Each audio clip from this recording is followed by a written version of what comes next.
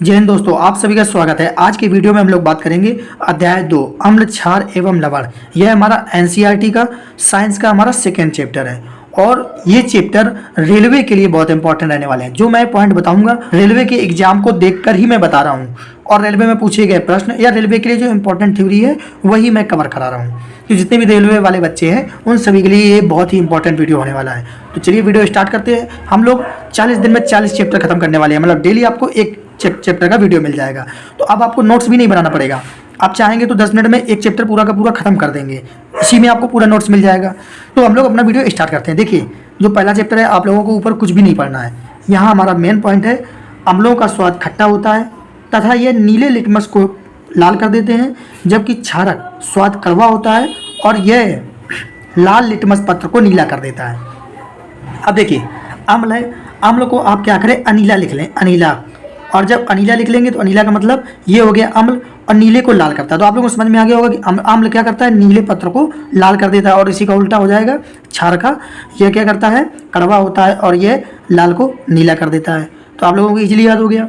उसके बाद जो आगे हमारे पॉइंट है कि अम्ल एवं क्षारक की जांच के लिए आप संश्लेषित सूचक जैसे मेथिल ऑरेंज एवं फिनोप्थिलीन का उपयोग कर सकते हैं। तो ये दोनों पॉइंट आप लोग याद रखना।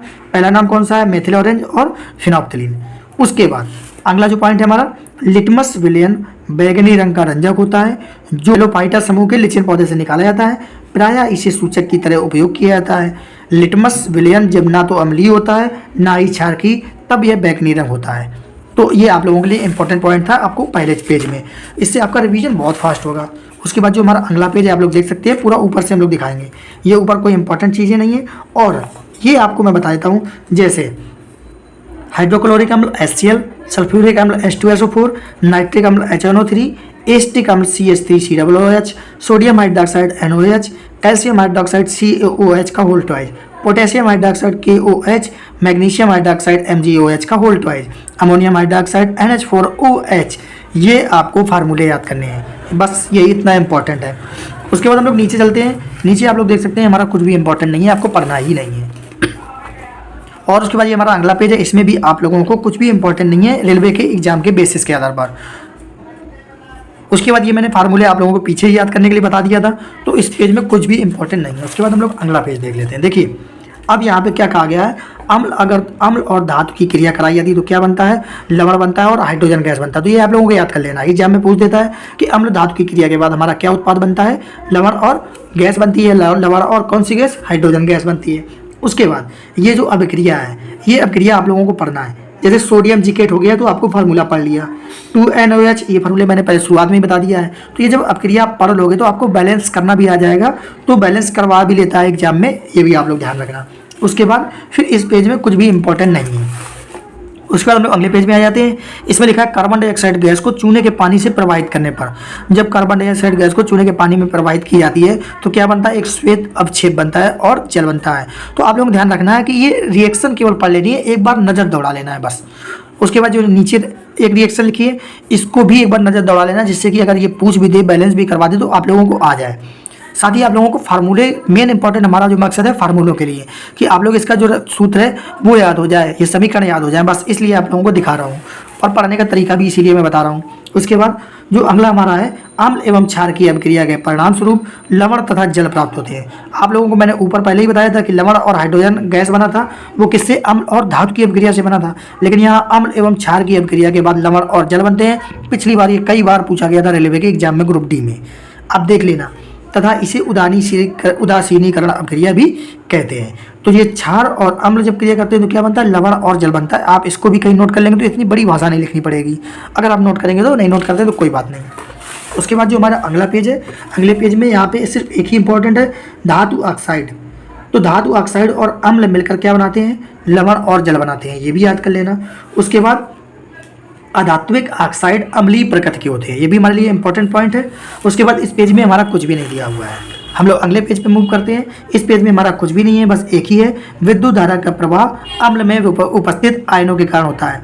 अगर पूछ दिया जाए विद्युत धारा का प्रवाह किसके कारण होता है, तो जो अम्ल में उपस्थित आयन है, आयनों के कारण ही होता है विद्युत धारा का प्रवाह। उसके बाद इस पेज में हमारा कुछ भी इंपॉर्टेंट चीज़ नहीं है। फिर हम लोग बात कर लेते हैं, जैसे ये जो रिएक्शन है आप लोगों को मैं थोड़ा सा जूम इसलिए कर देता हूँ, थोड़ा सा रोक देता हूँ वीडियो को, जिससे कि आप एक बार इस रिएक्शन को पढ़ लें। उसके बाद इसमें कुछ भी इंपॉर्टेंट नहीं है, हमारा ये पॉइंट है, सभी क्षारक जल में घुलनशील नहीं होते हैं। जल में घुलनशील क्षारक को क्षार कहते हैं। इनका स्पर्श साबुन की तरह स्वाद कड़वा होता है, मतलब स्पर्श साबुन की तरह और स्वाद कड़वा होता है, तथा प्रकृति संक्षारक होती है। इन्हें कभी भी छूना या चखना नहीं चाहिए क्योंकि ये हानिकारक होते हैं। आप लोगों को समझ में आ गया होगा। उसके बाद सभी अम्ल H+ तथा सभी क्षारक OH- उत्पन्न करते हैं, आप लोगों को ध्यान देना होगा। उसके बाद आप ये देख सकते हैं अम्ल और क्षार की क्रिया से लवण और जल बनता है। ये हमारी इक्वेशन दी है, तो ये इतनी इंपॉर्टेंट नहीं थी। उसके बाद हम लोग अगले पेज पर चलते हैं। अगले पेज में है जल में अम्ल या क्षारक के घुलने की प्रक्रिया अत्यंत ऊष्माक्षेपी होती है। तो आप लोग ध्यान रखना कौन सी प्रक्रिया होती है, ऊष्माक्षेपी। फिर आप लोगों को कुछ भी नहीं पढ़ना है, आपके एग्जाम के बेसिस पे मैं बता रहा हूँ जो रेलवे की तैयारी कर रहे हैं। उसके बाद अम्ल क्षारक के सूचकों का उपयोग करके अम्ल एवं क्षारक में अंतर प्रदर्शित किया जाता है। तो अम्ल और क्षार में अंतर किससे, सूचकों की मदद से बदलता है। और सूचक मैंने आप लोगों को बता दिए थे पहले ही, तो आप लोग कमेंट जरूर करना कौन से सूचक मैंने बताए थे।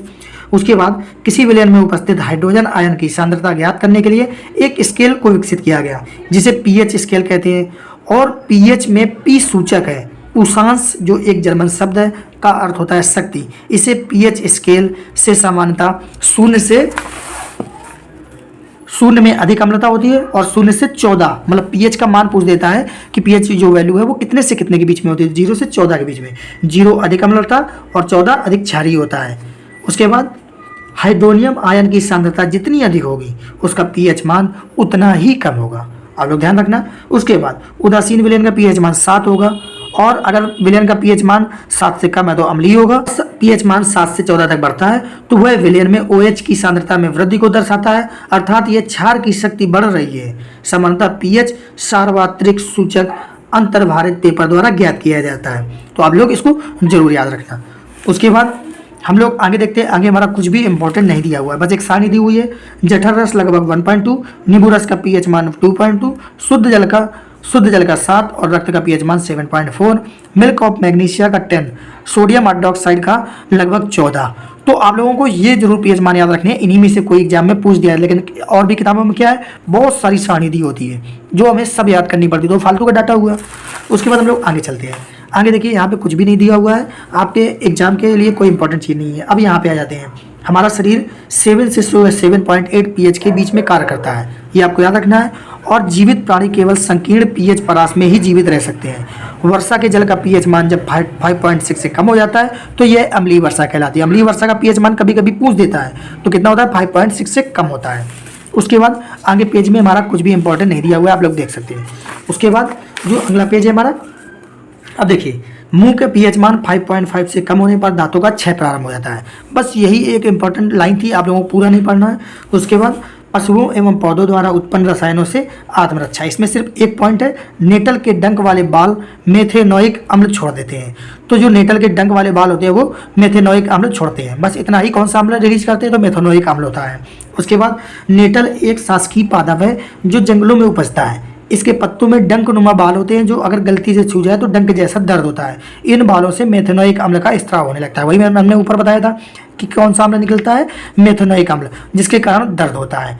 और पारंपरिक तौर पर इसका इलाज डंक वाले स्थान पर डाक पौधे की पत्ती रगड़ कर की जाती है। तो आपको डाक पौधे का पत्ता रगड़ना होगा जिससे इसका असर खत्म हो जाएगा। उसके बाद जो इंपॉर्टेंट पॉइंट है, सिरका में कौन सा अम्ल होता है, एस्टिक, संतरा में सिट्रिक, इमली में टार्टरिक, टमाटर में ऑक्जेलिक, खट्टा दूध या दही में लैक्टिक, नींबू में सेक्टिक अम्ल, चींटी की डंक में मेथेनोइक अम्ल, नेटल का डंक में मेथेनोइक अम्ल। जो इंपॉर्टेंट थे मैंने उतना ही बताया, क्योंकि एनसीईआरटी से बार पेपर नहीं जाना है। अगर आप पढ़ रहे हैं तो अच्छी बात है, बाकी अगर इतना तो कवर है तो आप एक सेफ जोन में होंगे कि हाँ मैं अच्छी तैयारी में हूँ। उसके बाद इस पेज में कुछ भी इंपॉर्टेंट नहीं है। हम लोग अगले पेज में मूव करते हैं। देखिए अगले पेज में क्या है, प्रबल अम्ल तथा प्रबल क्षार के लवण के पीएच का मान 7 होता है। प्रबल अम्ल और प्रबल क्षार के लवण का पीएच मान कितना, 7 होता है, तथा ये उदासीन होते हैं। जबकि प्रबल अम्ल तथा दुर्बल क्षार के लवण का पीएच मान 7 से कम होता है, तो ये अम्लीय होते हैं। प्रबल क्षार एवं दुर्बल अम्ल के लवण का पीएच मान 7 से अधिक होता है तथा ये क्षारकीय होते हैं। तो आप लोगों को ये पॉइंट जरूर याद रखने हैं। उसके बाद इसमें कोई भी इंपॉर्टेंट नहीं दिया हुआ है। अब आगे हम लोग अगले पेज में चलते हैं। अगले पेज में जैसे sodium hydroxide, baking soda, washing soda, व्यंजक चूर्ण, इनका फार्मूला आप लोगों को तैयार कर लेना है। उसके बाद सोडियम हाइड्रोक्साइड, सोडियम हाइड्रोक्साइड के जलीय विलयन से विद्युत प्रवाहित करने पर यह वियोजित होकर सोडियम हाइड्रोक्साइड उत्पन्न करता है। इस प्रक्रिया को क्लोर क्षार प्रक्रिया कहते हैं। और उसके बाद ये आपको रिएक्शन दी है, आप लोगों को रिएक्शन पढ़ लेनी है। और क्लोरीन गैस एनोड पर मुक्त होती है, ये आपको याद रखना है, और हाइड्रोजन गैस कैथोड पर मुक्त होती है। तो ये कुछ इंपॉर्टेंट पॉइंट है। उसके बाद जो अगला है हमारा विरंजक चूर्ण। विरंजक चूर्ण में आप जानते हैं कि जलीय सोडियम क्लोराइड के विद्युत अपघटन से क्लोरीन का निर्माण होता है। इस क्लोरीन गैस का उपयोग विरंजक चूर्ण के उत्पादन के लिए किया जाता है। ये पूछ देता है कि विरंजक चूर्ण के उत्पादन के लिए कौन सी गैस का प्रयोग किया जाता है, तो कौन सी है, क्लोरीन है। शुष्क भुजा चूना पर क्लोरीन की क्रिया से विरंजक चूर्ण का निर्माण होता है। विरंजक चूर्ण को CaOCl2 द्वारा दर्शाया जाता है। फार्मूला आपको पता हो गया। ये आप रिएक्शन पढ़ लेंगे तो आपको आराम से इजीली ये थ्योरी याद हो जाएगी। बस मैं आप लोगों को समझाने के लिए बोल दे रहा हूँ। उसके बाद विरंजक चूर्ण का उपयोग वस्त्र उद्योग में सूती एवं लिनन के विरंजन के लिए, कागज की फैक्ट्री में लकड़ी के मज्जा और लॉन्ड्री में साफ कपड़ों के विरंजन के लिए किया जाता है। कई रासायनिक उद्योगों में एक उपचायक के रूप में किया जाता है एवं पीने वाले जल को जीवाणुओं से मुक्त करने के लिए किया जाता है। उसके बाद बेकिंग सोडा, आप लोगों को पहले भी बताया था कि बेकिंग सोडा का आप लोग फार्मूला ध्यान कर लेना। तो बेकिंग सोडा का उपयोग आमतौर पर रसोई घर में स्वादिष्ट खस्ता, पकौड़े आदि बनाने के लिए किया जाता है। कभी कभी इनका उपयोग खाने को शीघ्रता से पकाने के लिए किया जाता है। इस यौगिक का रासायनिक नाम सोडियम हाइड्रोजन कार्बोनेट है। सोडियम हाइड्रोजन कार्बोनेट आप याद कर लेंगे तो आपको ये फार्मूला भी याद हो जाएगा, क्योंकि बेकिंग सोडा, धावन सोडा और इनमें दिक्कत होती है आप लोगों को समझने में कि कौन सा है। और उसके बाद इसको बनाने में सोडियम क्लोराइड का उपयोग एक मूल पदार्थ के रूप में किया जाता है। तो मूल पदार्थ हमारा कौन सा होता है, सोडियम क्लोराइड। उसके बाद ये आप रिएक्शन पढ़ लेना एक बार, बस आपका काम हो गया। उसके बाद तो बेकिंग सोडा के उपयोग कहाँ होते हैं। बेकिंग पाउडर बनाने में जो बेकिंग सोडा एवं टार्टरिक अम्ल जैसा एक मंद खाद्य अम्ल का मिश्रण है। जब बेकिंग पाउडर को गर्म किया जाता है, ये जल में मिलाया जाता है तो निम्न अभिक्रिया होती है। ये अभिक्रिया आपको पढ़ लेनी है। ये बेकिंग सोडा के उपयोग हो गए। और अगला उपयोग है हमारा सोडियम हाइड्रोजन कार्बोनेट भी एंटीसेड का एक संघटक है। क्षारीय होने के कारण यह पेट में अम्ल की अधिकता को उदासीन करके राहत पहुंचाता है। और इसका उपयोग सोडा अम्ल अग्निशामक में भी किया जाता है। तो ये हमारा था बेकिंग सोडा का उपयोग। अब बात कर लेते हैं हम लोग धोने का सोडा या धावन सोडा। तो ये आपको फार्मूला दिया हुआ है, फार्मूला आप लोग याद कर लेना ध्यान से, फार्मूला नहीं भूलना चाहिए। उसके बाद एक अन्य रसायन जिसे सोडियम क्लोराइड से प्राप्त किया जा सकता है, इसको सोडियम क्लोराइड से प्राप्त कर सकते हैं। ये रिएक्शन दी है, रिएक्शन पढ़ लेना। और उसके बाद जो धोने वाला धावन सोडा होता है उसका उपयोग सोडियम कार्बोनेट का उपयोग कांच, साबुन व कागज उद्योग में होता है। इंपॉर्टेंट है, ये पूछ देता है। इसका उपयोग बोरेक्स जैसे सोडियम यौगिक के उत्पादन में होता है। तो बोरेक्स के निर्माण में इसका उपयोग होता है। सोडियम कार्बोनेट का उपयोग घरों में साफ सफाई के लिए होता है। जल की स्थायी कठोरता को हटाने के लिए किसका प्रयोग किया जाता है, धावन सोडा का। ये प्रश्न पूछे हुए हैं तो आप लोग इसको पढ़ लेना। उसके बाद हम लोग अगले पेज पर चलते हैं। और इस पेज में जो इंपॉर्टेंट है, लवण।